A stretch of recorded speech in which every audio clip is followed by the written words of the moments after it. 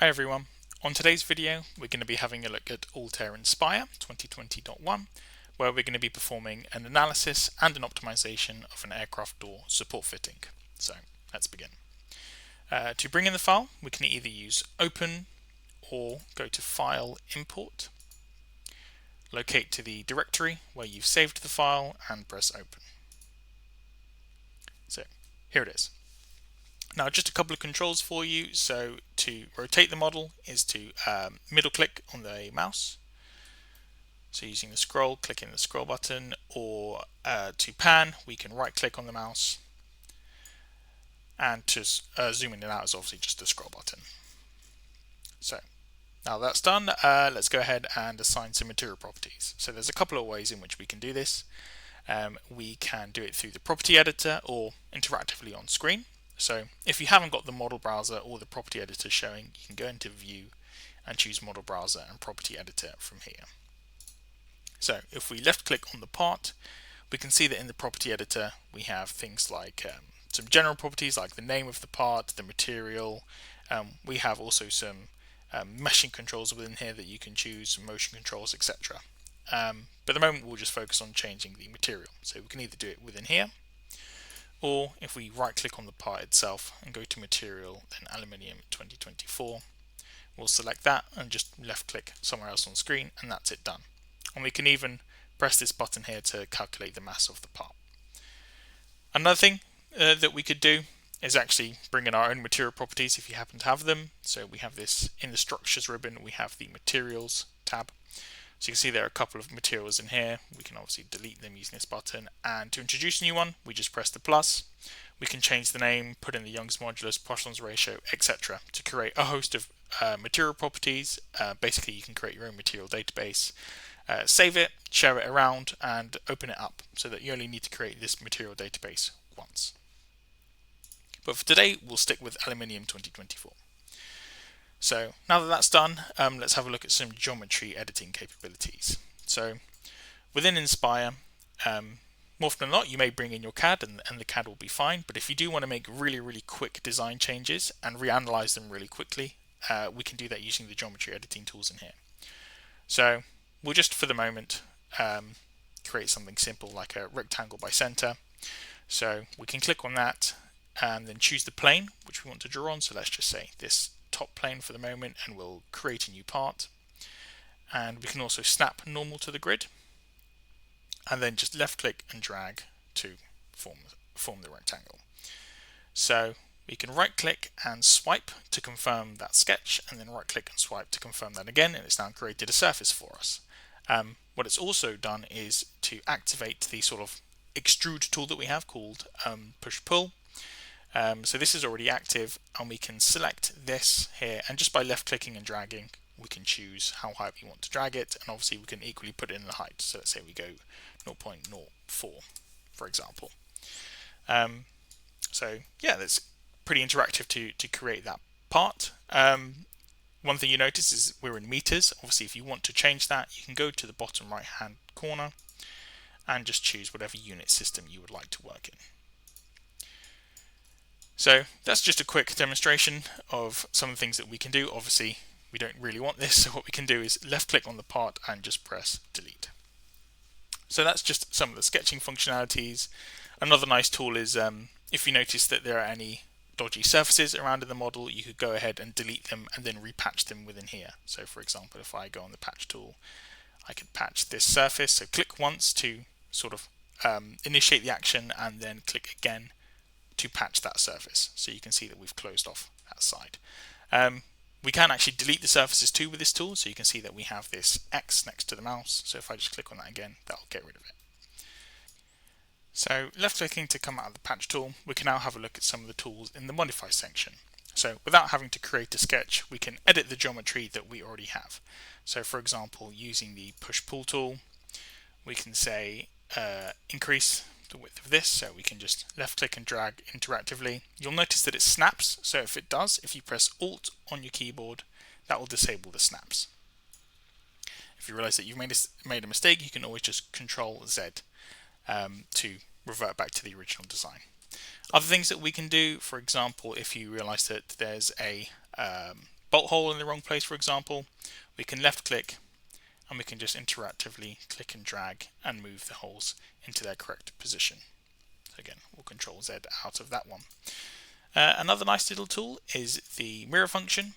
So we can mirror this part, let's say around this plane, and we can keep the original and we can instance it as well. So when we instance it and we perform some geometric changes on the original part, we can go to push pull, say I click on this face, and if I hold down Alt again, you'll see that both parts will have that change added automatically. So that's another really quick way to get through some design changes rapidly. So we'll edit undo through that, as we only want to consider the one part. And within here as well, we have Boolean tools when you have more than one part, cutting tools where we can easily just assign a cut plane throughout the part and split it into two. And then again, we can go into Boolean and combine the two, again, just to show how this works. You can see that it's left an imprint, so we have some simplifying tools where we have an imprint itself, so it's noticed those imprints that we've just created, and we can go ahead and just remove them. And again, we have tools for removing rounds, removing holes, and a plug tool. So holes and plug are pretty similar. So a hole will find the hole and it will just simply remove everything within there. So this is something that we'll do for the optimization in a bit. And that will sort of fill the hole and Boolean everything together. Whereas if we were to plug it, we can double click on this, it finds everything adjacent, and it creates a separate part as a plug. So they do the same thing, just plug will not Boolean the parts together. Other things that we'll do for the optimization is we can partition areas. So for the optimization, we'll need to come up with some design spaces in areas which the optimizer can't touch, and that we'll do with the partition tool. And finally, we have mid-surfacing and creating fillets and chamfers. Another nice thing that we can have a look at is, so obviously we can cycle through the ribbons at the top, so everything's in sort of a left to right workflow. But another thing that we can do is we can access the tool belt. So if you press Alt and right click, you'll bring up this tool belt, and that will give you access to a lot of the tools just from this one click, so you don't have to jump between ribbons. And we have, so just Alt will bring up this set of tools, so a lot of the geometry editing is within here, plus some structural analysis boundary conditions. If we press Control, we get more of the Inspire motion side of things. If we press, so that's Alt and Control, if we do Alt and Shift, we get more of the structural analysis side, and we can do Alt, Shift and Control, and that will give you some polynodes functions. So there's two ways you can access the tools, either using the tool belt, which is Alt and right click, and then a combination of Alt, Control and Shift, or we can just use the ribbons. So now that we've done that, let's go ahead and start the analysis. So bearing in mind here that we're going to do an optimization, we're going to actually partition the part before we run the analysis. So we'll go to the partition tool. It notifies areas where it thinks to put in a partition, but we're going to manually create them ourselves. So we can zoom in and we can click on, you can see it's highlighted this cylinder, so we can left click on it once to highlight the area which we wish to partition, and then left click on it again, and it will create our partition of 3 mil. Now we're going to do the same, so left click, then left click again around these bottom 6 fixings. So we'll repeat that, and then we'll do one for where we're going to apply the force. But actually this is going to be 5 mil, so we can just type in 0.005, hit enter, and that's the partitions created. And you'll see once we right click and swipe out of here, you can see that it's created these different partitions in the model browser. They'll have the same material properties too, so if we click on that, we can see that it's aluminium 2024. So now that we've done that, we can go ahead and start setting up the boundary conditions for the model. So we'll go ahead and go to structure. So what we can do within here is we can apply fasteners and joints automatically. So it will look for through holes or single holes, for example, and apply the FE definition to these areas. We can apply connectors and spot welds, for example, and even contacts too. So because we have 8 odd different parts here, we can click on the contacts tool and you can see that all the parts are seen as bonded together, which is fine for the analysis that we're going to run. So just a quick example again. So for fasteners, we can look for aligned holes or single holes, for example, and it can notify regions which you would like to fill, and then we can just left click and it will automatically put in something in there. Obviously, this isn't what we want to do, but that's just a brief example of how it can work. So we'll undo that and come out of there. So let's go ahead and start setting up the analysis. So I'm going to go ahead and apply some supports. So one thing you'll notice is that we actually have multi-purpose function buttons within Inspire. So within the Loads tab, you'll see that we whatever area is highlighted in blue is the action that you're going to perform. So in this case, it's supports, but we can also do pressure, torques, forces, for example. And the same is for other tools as well. So you can see in the displacement side, we have displacement constraints and we have enforced displacements. But we're looking at creating some supports. So we're going to left click on support and let's just rotate the model so we can see beneath it.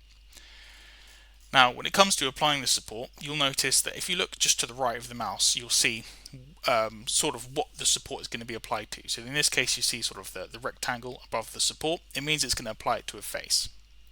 If we move the mouse to an edge, you can see that the rectangles become just a line. So that's an edge support. And if we move into the center of here, we can see that it's going to put in a support within the cylinder itself. So this is the one that we're looking for.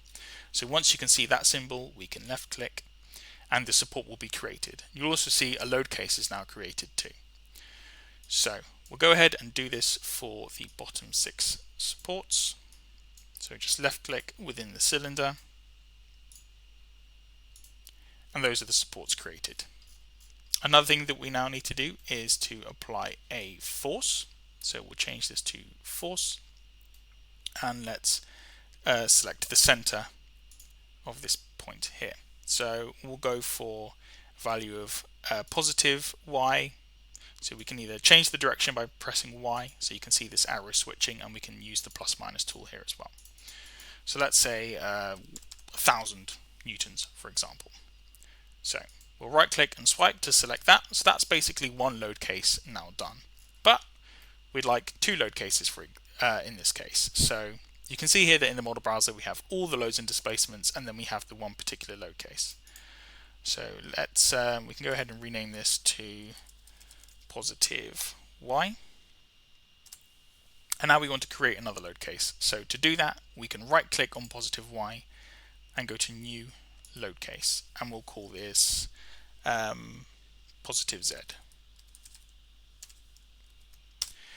Now, without having to create everything again, because we have most of the parts here, what we can do is move from the all loads and displacements tab. So Inspire works in a couple of different ways. If you were to left click on support 1 and hold down shift and go to support 6 and left click again, if we click and drag to positive z, it will copy and paste all the supports.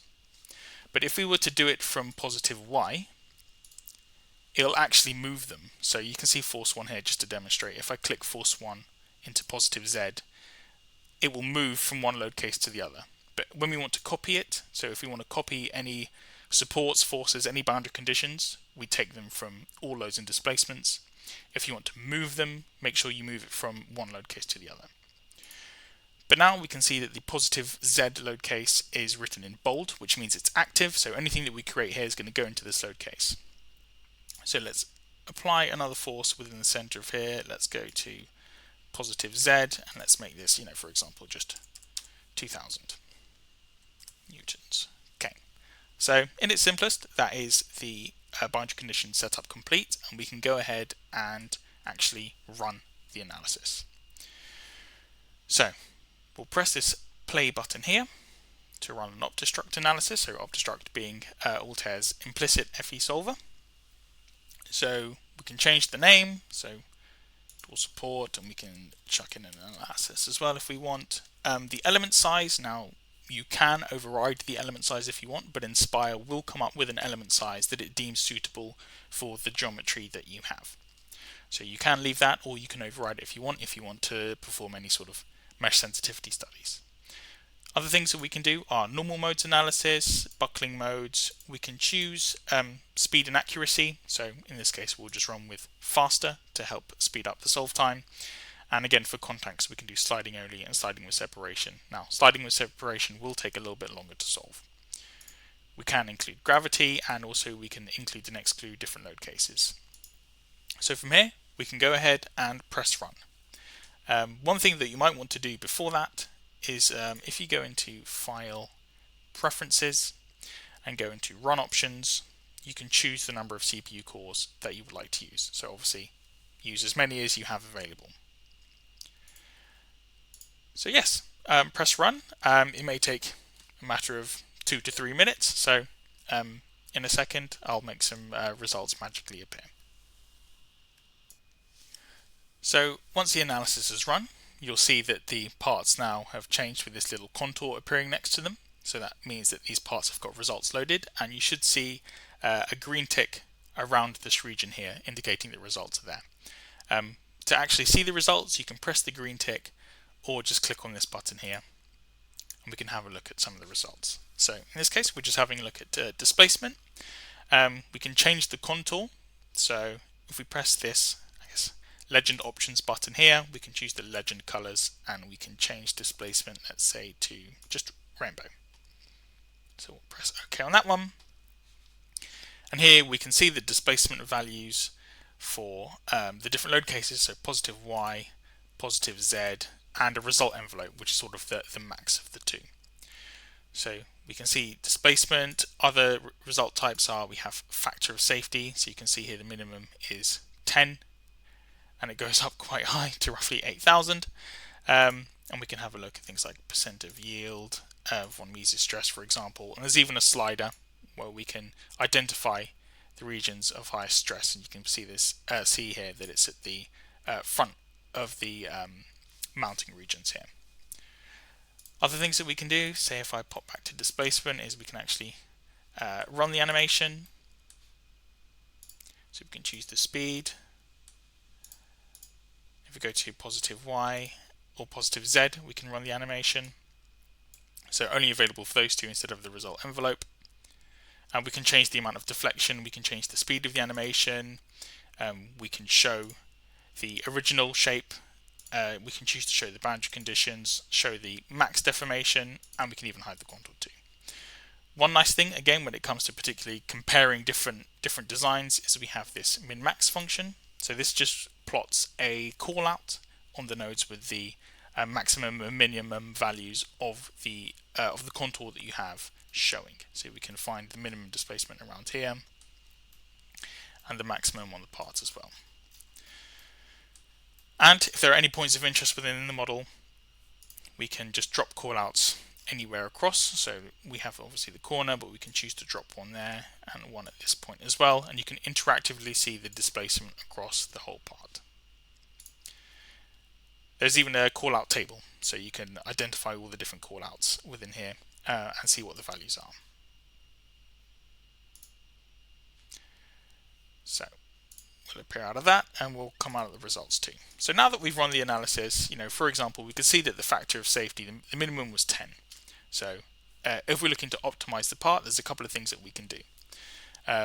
So we'll look in this case at a couple, so we can optimize for maximizing the stiffness or for minimizing the mass. So a way of reducing the weight of the part, but still either maintaining the deflection of the part or minimizing the deflection, or allowing a little bit of deflection whilst reducing the amount of material of the part. So that's basically maximize stiffness and minimize mass respectively.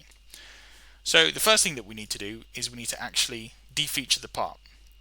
So what we want to do is give the optimizer the most amount of space possible to find the optimal load paths. So the more we constrain the optimizer with the amount of material available, the more difficult it will be to find these optimal load paths. So the first thing we're going to do is we're going to defeature the part. So we can go back into the geometry tab, and in this case we're going to go to simplify, and we're just going to use the holes tool. So we've already done the partitions. These aren't the holes that we wish to fill, so we can press this clear button here, and we'll manually go ahead and just delete the holes. So in this case it's quite simple. So all we need to do is we have this back face here. If we double click on it, it will identify all the adjacent faces. So we double click, it's highlighted all these in red. If we left click again, it will just fill the hole. Now we can do the same on all these parts. So I'll rotate around here, double click again, and cover it. And we can also square off these faces as well, and we can use the hole tool to do that. So if I left click and then left click again, so if you double click it will try and highlight everything. So if you do a left click, wait a second or two, just move the mouse and left click again, it will square off the part. So we'll do that here as well. So in essence, I mean, this is a reasonably simple part, but that's our design space created. So now that we've created the geometry of it, we actually need to assign the design space. And again, that's quite easy. You can either do it in the property editor here, or you can right click on it and click on the design space too. So now that we've done that, let's go ahead and set up some optimization constraints. So there's a big emphasis in Inspire in making sure that the part that you optimize can actually be manufactured. So more often than not, you're not going to want to 3D print everything, and that tends to be maybe a misconception of the parts that you're always going to be left with after an optimization, and obviously that's particularly difficult to do. So what we have within here is we have a set of shape controls, whereby we can set mirror planes or symmetric controls and some draw directions, for example. So depending on the manufacturing technique, we can put a single draw, split draw, extrusion, and even overhang constraints if you are to 3D print the part. In this case, we're just going to apply a symmetric control. So we're going to click on the part here, and as all planes are highlighted in red, we just want to keep the one in the ZX plane. So we can left click on this plane, left click on this plane, and that will deselect it. So we're left with just plane 2 here. So now that that's been assigned, we can go ahead and run the optimization. So let's have a look at what we have within here. So we can rename it. So in this case, it could be maximize stiffness, or you can call it minimize mass, whatever it may be. We have several different types. So we have topology optimization, topography and gauge, lattice, and even polynub shape. But today we'll just focus on topology with two different objectives. So we've got maximize stiffness that we're going to have a look at results for, and a minimize mass. There is also maximize frequency in there. So for maximize stiffness, you can see that we can set some mass targets. So we'll look at keeping sort of 30% of the total design space volume. Or if we were to look at minimizing mass, whereby we're likely to remove obviously more material, but that's going to lead to a greater deflection, we can set a stress constraint as a minimum safety factor. So in this case, we'll have a look at one for 1.5. We can set frequency constraints within the model. We can set thickness constraints, so we don't want members to appear particularly thin, as it's likely to lead to failure. So we can set a minimum constraint on that. Again, same with faster and more accurate, so we'll stay with faster. You'll only really use more accurate when you're sort of at a validation stage. And again, same with contacts. We'll keep that as sliding only. So we'll go ahead and run that. This will take a little bit longer, say maybe 10 odd minutes. So in a sec, we'll go ahead and have a look at some optimization results. Once we run the optimization, we should come to a screen that looks something like what we have here with the Shape Explorer shown. So typically when it comes to running a minimized mass, the more optimal shape tends to be towards the right hand side of the slider, so we tend to have to add some material. So the slider should appear around this range, and we can obviously start to reduce material, but we can see that the structures are now disconnected. Or if we move to the right, we'll start adding material, and just again having a look by eye, you can see that some of the members are looking a little bit thin. So we can just move this to the right a little bit as well. And now we can see we've got a more complete structure here. So what we've actually done is we've run an optimization for maximizing stiffness and for minimizing mass. So we can have a look at the maximize stiffness run, and you can see that the results are very, very different. And obviously they're likely to weigh very different as well. So again, here we can perform the same thing in adding or removing material. For a maximized stiffness run, the best result tends to be around the middle anyway. But again, if we move the slider, we can see that we can remove material and then land on a value that we think looks acceptable. So focusing on the minimized mass, what we'll do is we'll actually from here is we will reanalyze the part. So we've run the optimization, it's provided us this this shape here, but really what we want to do is actually confirm that the performance is indeed better. So if we sort of calculate the weight of the part, we can see that it's sort of 0.08 kilos. Whereas if we switch to the original part, it was 2.8. So obviously we've lost quite a lot of mass. So let's reanalyze. So just by pressing that button, we can continue the reanalysis. So we'll let OptiStruct take over again, and in a second we'll be able to have a look at some of the results. So once the analysis or the reanalysis is complete, we can have a look at the results. So we'll just press this green tick up here to have a look at the results. So we get the same for the two different load cases, and we'll have the result envelope in there. So we can play the animation, check the displacement again. So we have the same contours as before, so we can look at things like a factor of safety, and we can see the minimum here is 1. And again, we can identify the regions of lower factor of safety using the slider as well. Again, we can query the same result types as before.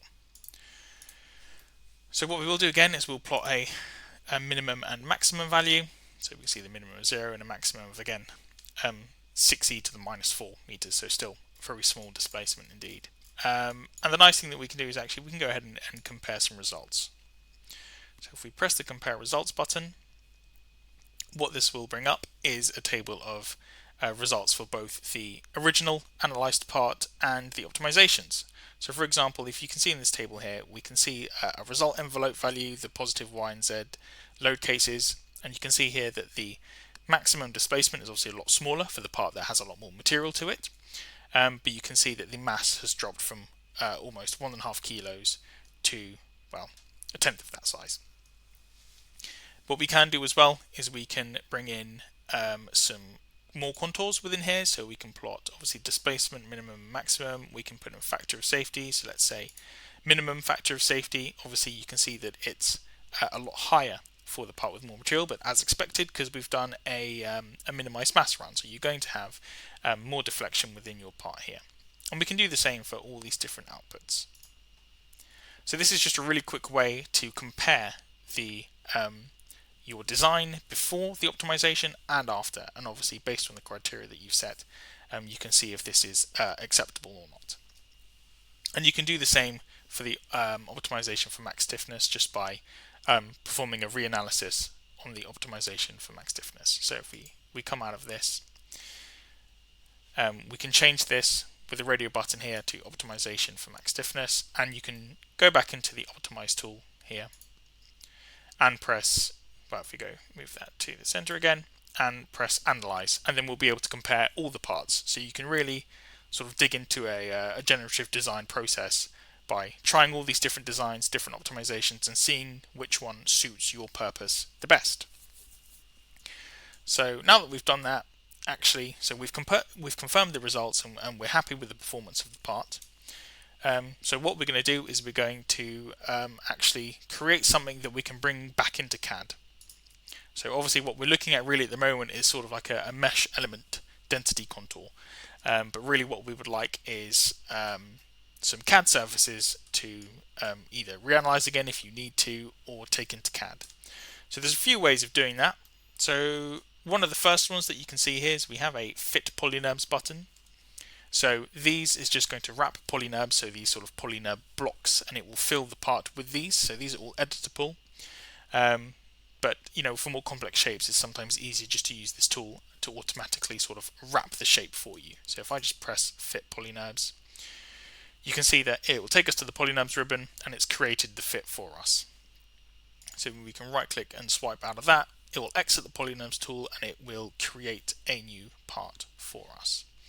So you can see here that if we hide off this optimized part, we're left with this series of polynurb cages put together that you can go ahead and just file export. Or what you may wish to do is obviously edit the polynurb cages such that they conform to the fixings a little bit better than what's shown at the moment. One thing, again, to immediately notice, which could be of help, is that you can see that two of the fixings are redundant. So that's a really quick design change and way to reduce weight even further. You can see that sort of these two either side aren't necessary based on the minimized mass run. So that's one way we can do it. Another way, if I bring back the mesh element sort of contour, so the original design space, is to manually wrap the shape. So again, I'll just briefly demonstrate how we can do that. So if I go into the wrap tool, and you can see here that what we can do is see sort of a visualization of what will be wrapped. So depending on where the mouse is how the wrap will appear. So if I just click somewhere on this beam and move upwards, so you can see that where I position my mouse sort of orientates that sort of wrap plane. So obviously we can change the view as well. As you can see here that if I move to this side, it'll angle it one way, and if I drop the mouse, it'll angle it the other. So we can just click and drag, and we can drop a wrap around here. It will want to continue, or we can just click an empty space elsewhere and move somewhere else on the part. Obviously, because we've put in a symmetry plane, we can just focus on one side and then use the geometry mirror tool to fix the rest. So let's say we'll create that one. We'll focus around here maybe. So we can just click and drag on that part, click elsewhere to create somewhere new. So again, just clicking and dragging to create smaller sections just to make life a little bit easier for us. And we'll do the same here.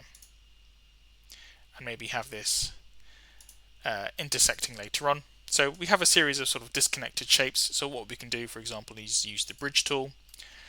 Let's say we'll go from this to this. And now that's put in a polynomial shape to bridge those together. And we can even use the bridge tool to join this to this bottom face, to join them up neatly like that. Another thing we can do, so if I come out of the bridge tool, is we can actually edit the polynomial cages themselves depending on what we're selecting. So if I click on just this face, for example, we can change the plane and the size of it. We can rotate around the central axis, and we can even sort of click and drag to extend the shape. If we were to just click on one of the lines, you can see that we have the option to move this line about, so we can sort of stop this plane from being perpendicular to the rest of the part. And if we are to click on an edge as well, we have the same controls for edges too. So plenty of controls within the wrapping tool to end up creating sort of a neater version of the part. So there are plenty of videos we can have a look at using the wrap tool. The advantage of wrapping manually is that you end up with less polynomial cages, which makes life a little bit easier when you want to edit things later on.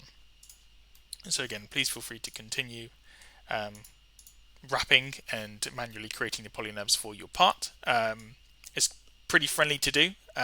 More care will be needed when you get to the intersections of these parts, but you can then simply Boolean them together. So there's one method that you can employ when creating the polynomials. And now we'll have a look at another kind. So we can actually, using this part here, we can shrink wrap everything together. So if we go into the polymesh side of things, so again, for slightly more complex parts, we can go ahead and use the shrink wrap tool. So we'll go to shrink wrap parts. We're just going to click and drag everything. Actually, in this case, what we might do is come out of this tool and just hide these, because those don't need to be included. So all you need to do is click on the part and hide it, or you can click on this icon here. So to the left of the part name, you can just click on the icon and it will hide it. So yeah, if we go to shrink wrap, we'll highlight everything and we'll press shrink wrap. So there is the wrap created. We can then right click and swipe out of that, and if we go to convert to triangle mesh here, we can then go ahead and smooth it. So we can see here that smoothing values will either make it more jagged, so low smoothing, or high smoothing. So we'll leave it around there. So once we've done this shrink wrap, we can go back into polynomials and we can actually fit the shrink wrap tool. So if we go to fit, and that should leave us with a polynomials fit based on that shrink wrap. So something that looks a little bit like this. So again, this is another method of creating something close to what you'd like in CAD quite quickly as well. There are plenty of controls within the polymesh side of things. So you should be able to press on the hamburger, value. So if we simply just go to the shrink wrap side and press this, you can choose a voxel size once you choose the part. And the same for fitting. So within fit, we have this where you can choose an element density and a break angle. So if you increase the element density, you'll have sort of fewer parts in there, and a smaller element density, you can have more parts within the model.